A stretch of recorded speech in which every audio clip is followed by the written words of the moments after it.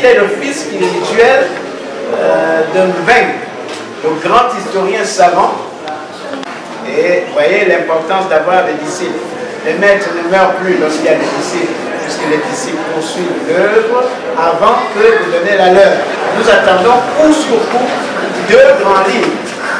Nous allons lui demander de parler du livre que nous consacrons sur l'histoire parlementaire du Cameroun et aussi du projet qu'il a de la publication de sa thèse d'État. Il est l'auteur d'au moins une dizaine d'ouvrages. Vous savez, plus que le génie, il faut de l'entre-gens. Le défaut des génies, c'est de ne pas avoir de l'entre-gens. Mais là, il y a certainement la culture de l'historien, un accommodement qui m'a frappé, quelqu'un qui, certainement à cause de ses hauts rangs, puisqu'il était secrétaire général de l'Assemblée nationale de la République du Cameroun, et il était lui-même parlementaire, donc un élu du peuple. Ça fait un universitaire différent parce qu'il a une connaissance du terrain, la théorisation, comme vous savez, l'aîné nous a averti, la théorie sans la pratique est aveugle. De la même manière, la pratique sans la théorie est aveugle. Et la combinaison des deux, ce va-et-vient, a créé chez lui quelque chose de beaucoup plus juste. Et nous la remercions éminemment parce qu'il a fait partie des grandes batailles du panafricanisme. Je termine par l'humilité exceptionnelle du professeur Samuel Efwa Mozo, qui fait partie en fait des plus érudits en histoire et qui est là parmi nous, un doyen de 12 départements qui laisse tout cela parce qu'il croit en ce que nous faisons. Et vous savez ce que c'est laisser département, il sort des examens d'ailleurs. Nous voulons vraiment le remercier pour la disponibilité, l'humilité et la leçon panafricaine qu'il offre. Professeur, daignez venir vers nous. Je suis flatté, professeur Diogo, pour tout ce que vous dites sur ma modeste personne. Je suis un universitaire comme tout le monde. J'ai eu la chance peut-être d'être initié par les missionnaires catholiques qui m'ont appris dans ces langues, le latin, le grec. Et je suis entré à l'université pour faire de l'histoire. Bref, j'ai une thèse de 3e cycle et une thèse de doctorat d'État en histoire des relations internationales. Et je suis rentré au Cameroun. On m'a recruté à l'Assemblée nationale. Je ne savais pas ce que j'allais faire là-bas parce que ce n'était pas évident d'être recruté à l'université. J'ai commencé à travailler à l'Assemblée et j'ai commencé à lire sur l'Assemblée, à la bibliothèque où on m'a affecté. J'ai dit voilà, ils ont vu le pedigree, ils ont dit bon, celui-là c'est un long crayon, comme on dit au Cameroun, qu'il aille à la bibliothèque. Ils m'ont rendu un énorme service parce qu'effectivement, c'est là où je découvre le Parlement. Et j'y suis resté 27 ans. Donc j'ai gravi tous les échelons. Et en 9 ans, je suis passé d'un simple agent au secrétaire général de l'Assemblée. C'est pour vous le dire.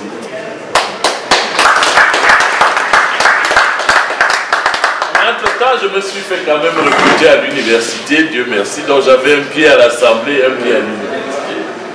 Et lorsque j'ai été déchargé de mon poste de secrétaire général de l'Assemblée, je suis donc parti définitivement à l'université. Et là, malheureusement, ça n'a pas duré. 3 ans après, je me suis dit, tiens, il faut que je me fasse aussi élire député. J'ai été élu député 3 ans après.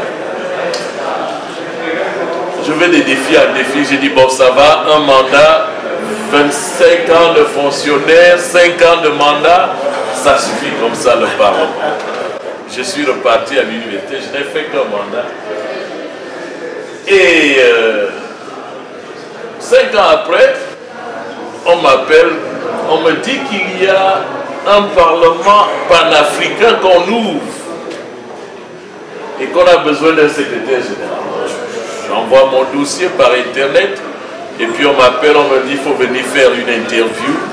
Je me rends à Pretoria et puis je fais une interview.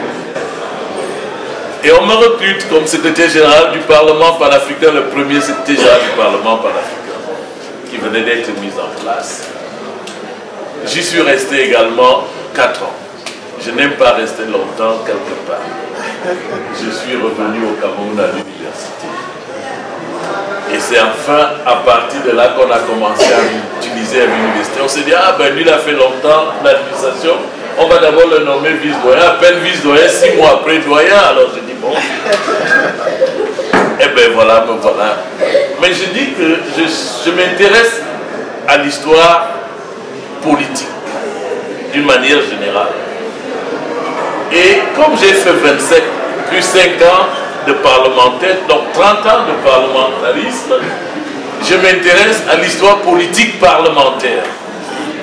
Et j'ai beaucoup écrit sur le Parlement camerounais, sur le Parlement d'une manière générale, puisque j'ai un livre sur les pratiques et procédures parlementaires, un livre que j'ai fait traduire dans les 2 langues officielles du Cameroun.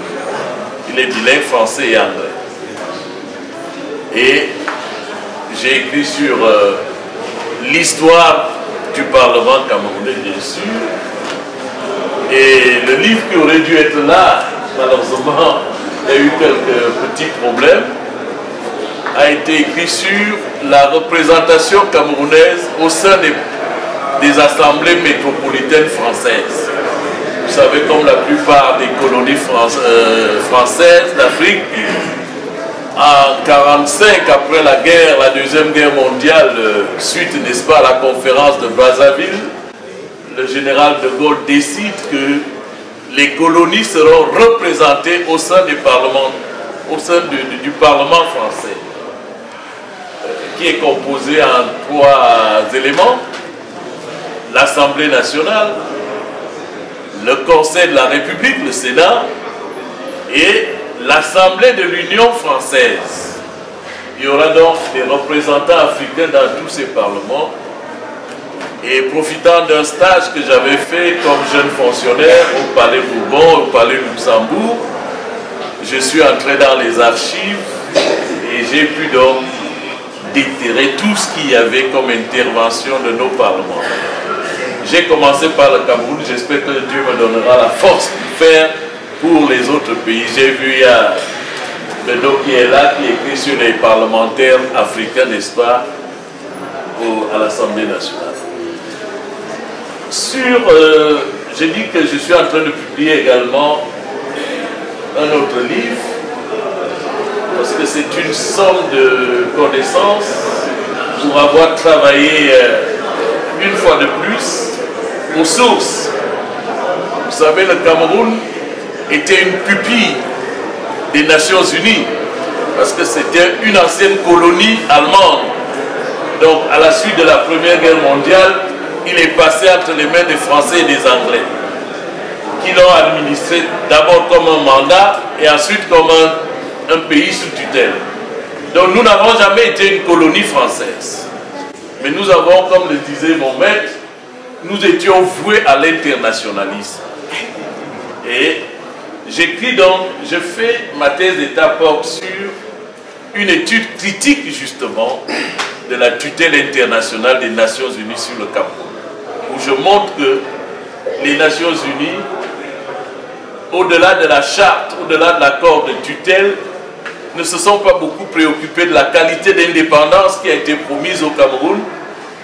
Ils ont voulu que le Cameroun servît, n'est-ce pas, d'exemple de réussite au système de tutelle qu'ils avaient mis en place, mais ils se sont très peu préoccupés de la qualité de l'indépendance que l'autorité administrante, qui était la France et la Grande-Bretagne évidemment, ont mené pour amener le Cameroun à l'indépendance. Et cette année, m'intéressant toujours au Parlement, j'ai sorti un livre aux éditions Clés, malheureusement je ne l'ai pas amené, là sur la deuxième fonction du Parlement qui est le contrôle parlementaire. Où je montre effectivement que j'appelle ça cette autre fonction, cette fonction résiduelle que beaucoup de gens ne connaissent pas. Traditionnellement, le Parlement est fait pour légiférer et pour contrôler l'action du gouvernement, mais très souvent on ne connaît pas ce que le Parlement fait en matière de contrôle de l'action gouvernementale. Donc, et ça c'est un livre que j'ai écrit sur la base d'un questionnaire que j'ai adressé, profitant du fait que j'étais secrétaire général. J'avais adressé un questionnaire à tous les parlements du monde et c'est à la suite des réponses qu'ils m'ont envoyées que j'ai essayé d'établir dans les grands principes qui président, n'est-ce pas, à ce contrôle parlementaire. Donc, je suis très content d'être là et surtout de faire connaissance à ces grands maîtres qui se trouvent là et à ces jeunes qui viennent, qui nous encouragent. Et je leur dis tout simplement une chose, comme je le disais hier, lorsque un étudiant a demandé au professeur Biyoga à Yaoundé comment vous faites pour écrire tant de livres et tant d'articles. Il lui a dit une seule chose, travailler. Et je dois vous dire qu'il y a longtemps que j'ai dormi pendant 5 heures de temps en une nuit. Il y a longtemps. Si vous voyez mes yeux, ils sont toujours rouges. Parce que même à Bruxelles, je travaille jusqu'à 4 heures. C'est terrible. Donc, merci professeur de m'avoir convié, n'est-ce pas, à ces agapes intellectuelles. Et je me ferai le devoir de transmettre à mes autres collègues du Cameroun, n'est-ce pas, l'honneur qui m'a été fait ici et les inviter, n'est-ce pas, à prendre la tâche avec vous et apporter, n'est-ce pas, leur contribution à l'évolution de la science. Je vous remercie.